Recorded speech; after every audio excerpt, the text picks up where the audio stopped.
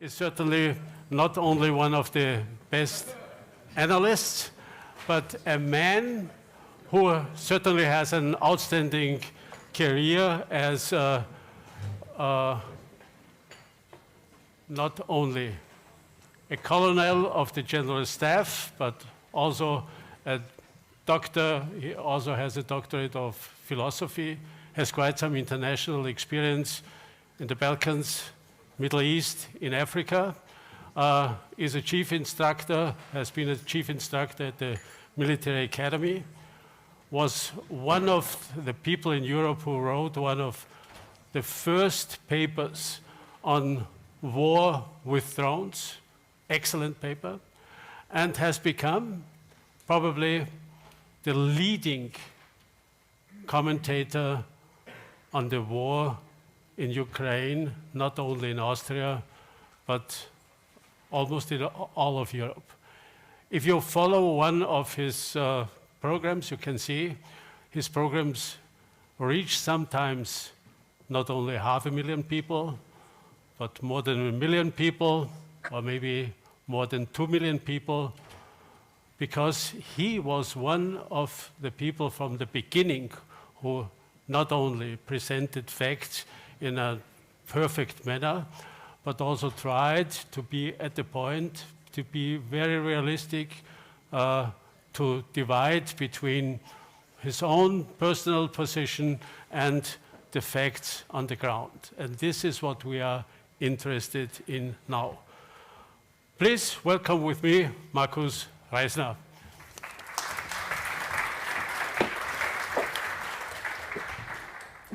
Good morning to everyone. Thanks a lot for the really kind words. The benchmark is high now, so I really have to fulfill now more or less the expectations.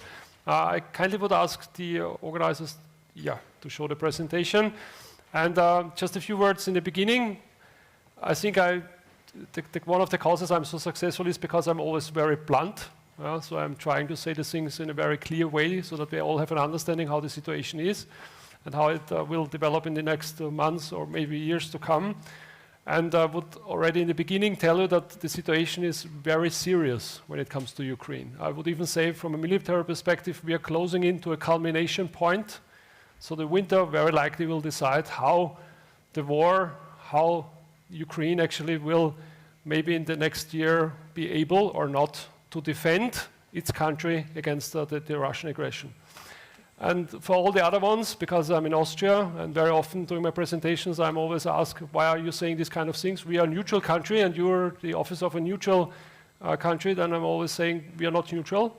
Because if you listen what the Chancellor is saying, or Minister of Foreign Affairs, then he says very clearly, we are not neutral when it comes to our moral obligation when it comes to Ukraine. We don't do anything when it comes to military, but it's very clear on what side we are standing.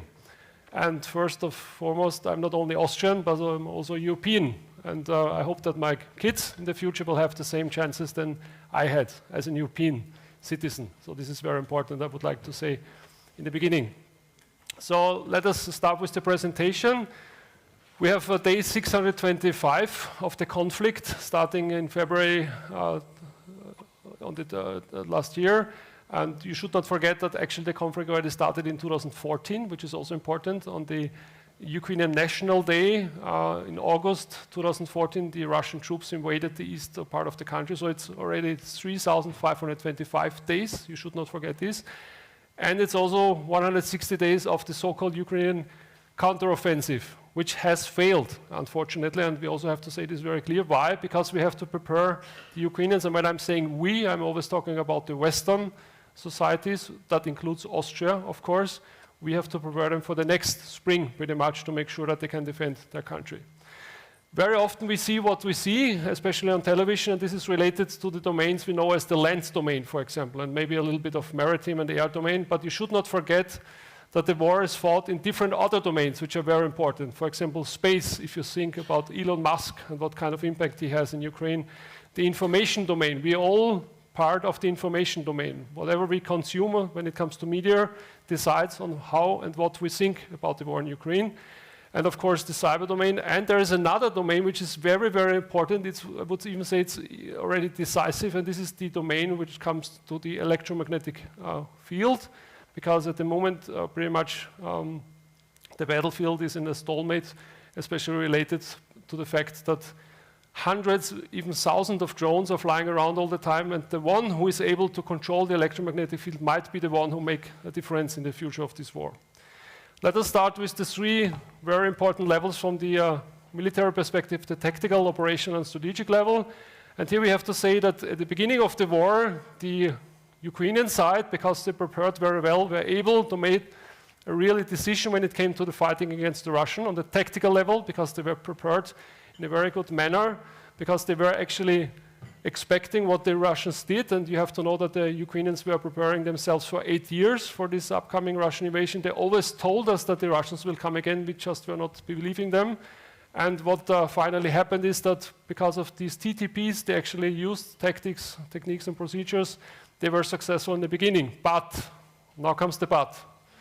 The Russians are adapting, and very fast. So I give you one simple example where you can see that things are going very fast, and this is this little thing here. This is a so-called first-person view drone, which is a drone armed with ordnance, which is used as some kind of very precise weapon system. The ones who invented this method were the Ukrainians, but unfortunately, the Russians adapted this method. Because of the fact that the Russians still have a functioning military-industrial complex, they are building it already in thousands of numbers, and this is the problem actually. And it's this drone which is the big problem at the moment for both sides, because there is no staging and there is no maneuver anymore, because every side see the other side what they are doing, and whenever one side starts to go into the maneuver, swarms of drones are actually attacking the vehicles and destroying them. This is the problem. And as you know, as I have told you before, they are all communicating via the electromagnetic field, so you have to manage to control the electromagnetic field to make sure that these drones are not used actually. On the operational level, we also have to say that the Ukrainians had some very significant success, especially when it came to Kiev, Kharkiv, and also Kherson, but also the Russians had success. They were adapting after several months. They captured, occupied Mariupol. They broke through the first line of defense at Severodonetsk after they broke through at Popasna, and they captured also Solidar and Bakhmut, especially 1 year after the capture of Mariupol. And at the moment, as it looks like, again, they have forced the Ukrainians in some kind of a stalemate, because in some kind of a positional warfare, and as you can imagine, when it comes to positional warfare, the Russians have an advantage, especially when it comes to artillery and other systems. And also here we see that drones are a very important thing, because, as you know, the Ukrainians don't have much airplanes anymore. I would say many of them have already been destroyed.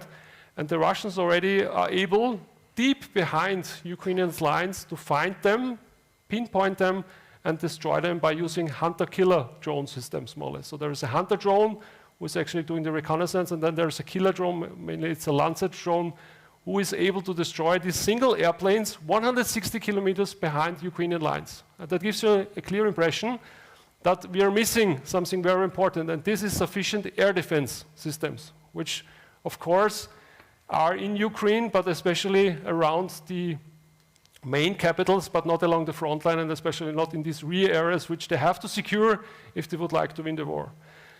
But it's becoming even worse when it comes to the strategic level, because this is the level which might decide how this war will look like in a few months. And we have now the second winter, and it's the second time that the Russians are doing a strategic air campaign against Ukraine. And I repeat this, a strategic air campaign. I know we always hear that the Russian Air Force doesn't fly, which is not true.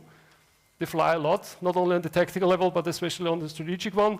And they don't have to necessarily fly into the airspace of Ukraine, because those heavy bombers, they actually can fly into the airspace of Belarus, for example, and release the Kaliber cruise missiles there, which then hit targets in Ukraine. And what are the targets for the Russian Air Force? Well, this is, of course, the critical infrastructure. And as you know, last winter, and this I'm quoting now Ukrainian sources, about 50, some say even 60% of the critical infrastructure, the energy supply has already been destroyed.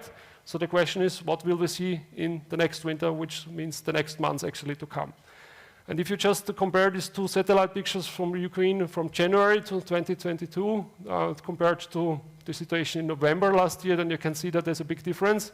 And if we would zoom out of the satellite picture and have a look at Moscow, you will see that it is completely engulfed more or less in light, and that gives you a clear impression that the military-industrial complex in Moscow is still working very well, and of course in all over Russia.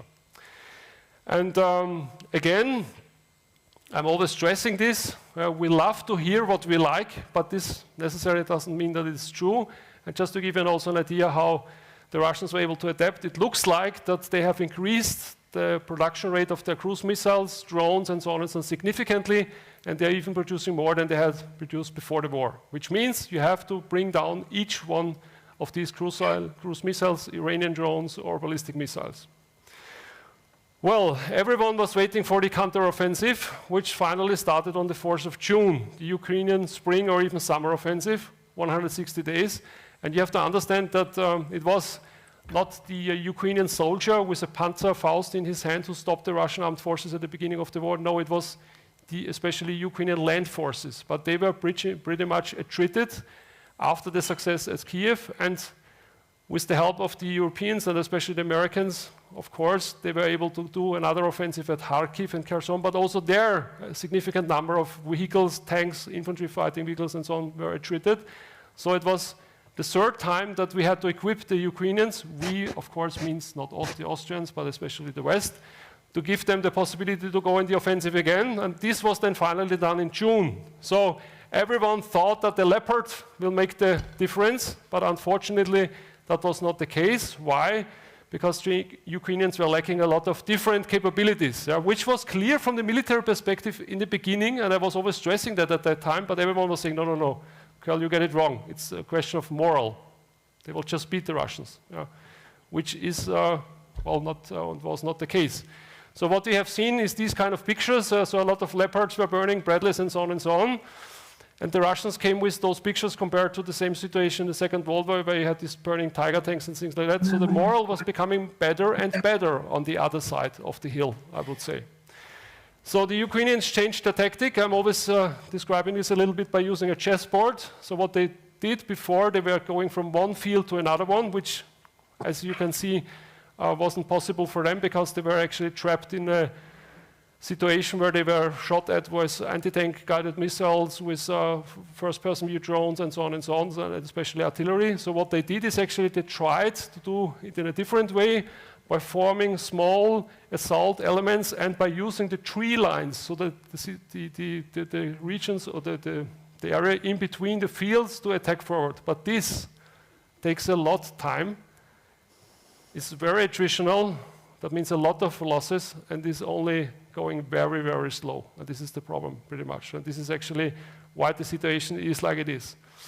So the risk is that we have seen success on the battlefield, but if we don't help Ukraine even more than we did before, it will lose the war. And losing the war means that it will cease to exist as an own country. So the question, why is that? First of all, once again, because the Russians are adapting. And as you know, when it comes to weapon systems, and after nearly 20 months you can already clearly see that, the Ukrainians are always getting what they need to get back in a symmetric situation again.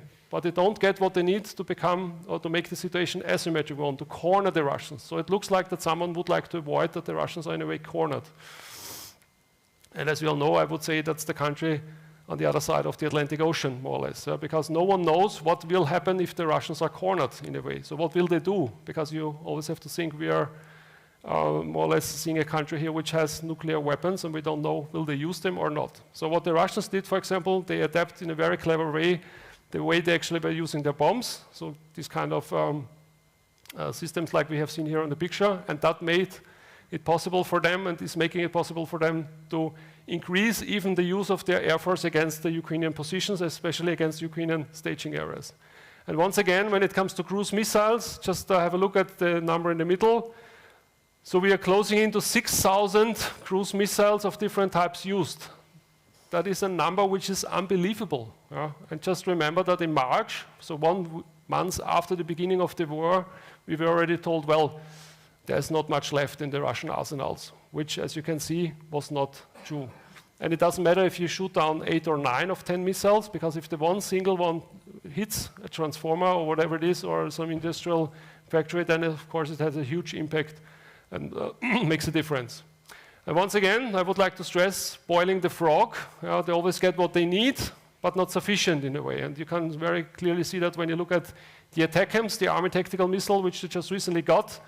They got the earliest version, the M39. The good thing is it's working without GPS, because the Russians are already very good in GPS jamming. So this is why it was actually this system, but the number was very low. So there is a military principle, and this is the principle of mass or saturation. So it's not only to use 20 of these ATACMS, you have to use 100 or 150 at the same time, and that makes a difference. That would actually make the difference the Ukrainians desire, but this is not possible because the number is so limited. And as I hope you all have seen, the General Zaluzhny just recently gave not only one interview, but he said very clearly, situation is very harsh. There is not this nice, deep, and beautiful offensive you all have more or less hoped it was not the case. And the situation is becoming really, really stressful. And just remember the situation I have told you before. Now it's the time that we have to equip the Ukrainians again for the next offensive. So the Ukrainians are at the moment trying to build up 5 new brigades, the 150th, the 154th Brigade, and that means they need at least 150 tanks, 300 infantry fighting vehicles, and at least 200 to 300 artillery pieces. So where is this equipment coming from? From Europe? Or is it the United States, as usual, who will like to help us? The United States, who is a little bit more or less in stress when it comes to the situation in Israel, when you look at the situation at the moment. And that gives us the clear impression that we are not only in a crisis in Europe, but we are already in a polycrisis, because there are multiple crises all over the world, and it looks like that the US will not help us in a way that we all have desired. So I think it's the time now for the Europeans to understand that it is on us to make the difference or not. And this is a very important message I have for you, because if we don't do this, then we might be in trouble in the next years to come. And it's not about the situation between Russia and Ukraine, it's about the situation of the global north versus the global south already.